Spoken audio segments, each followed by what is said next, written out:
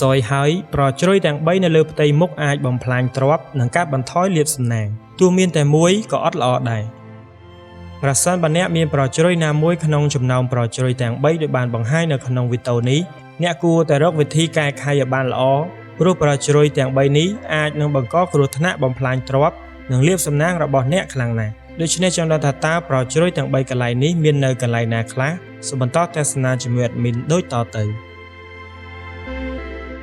ទី1ប្រជ្រុយនៅហ្គេមបបោមាត់មនុស្សដែលមានប្រជ្រុយនៅលើទីតាំងនេះគាត់ច្រើនតែជាមនុស្សនិយាយច្រើនជាពិសេសចូលចិត្តចាប់ផ្ដើមការសន្ទនាជាមួយបរិបរខ្លាំងណាស់នៅក្នុងជីវិតមនុស្សទាំងនេះតែងតែជួបរឿងមិនល្អជាបន្តបន្ទាប់មនុស្សម្នាក់នេះទោះបីរឹងមាំខាងក្រៅក៏ដោយក៏ខ្សោយនៅខាងក្នុងងាយបង្កឲ្យមានការទាស់ទែងគ្នាជាមួយភេទផ្ទុយហើយជីវិតពិបាកនឹងមានសន្តិភាពសុភមង្គលខ្លាំងណាស់ដូច្នេះប្រសិនបើអ្នកមានប្រជ្រុយនៅក្នុងទីតាំងនេះអ្នកគួរតែរកវិធីបន្សាបវាភ្លាមដើម្បីឲ្យអ្វីដំណើរការបានល្អ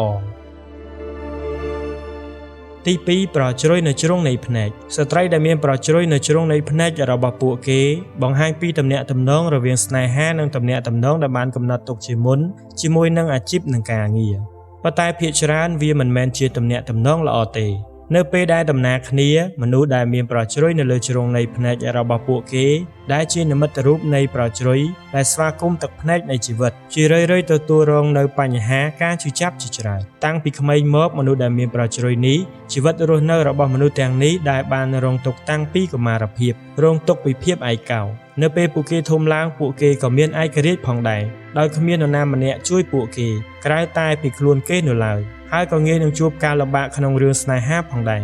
ដូច្នេះប្រសិនបើអ្នកមានប្រជ្រុយនេះនៅលើមុខអ្នកគួរតែរកវិធីបន្សាបវាដើម្បីឲ្យមានលក្ខណៈអំណោយផលវិញ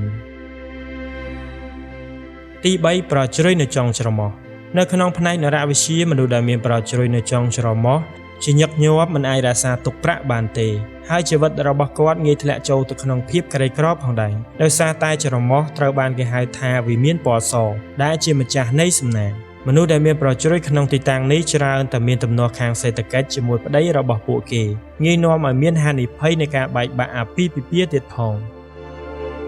ជាការពិតណាស់សម្រាប់ការបកស្រាយនៅក្នុងវីដេអូនេះតើប្រិមិត្តបងប្អូនមាននៅប្រជ្រុយទាំង3កន្លែងនេះដែរឬទេសូមខមមិននៅខាងក្រោមវីដេអូដើម្បីឲ្យadminបានដឹងពីចម្លើយរបស់បងប្អូនជួបគ្នានៅវីដេអូបន្ទាប់ទៀត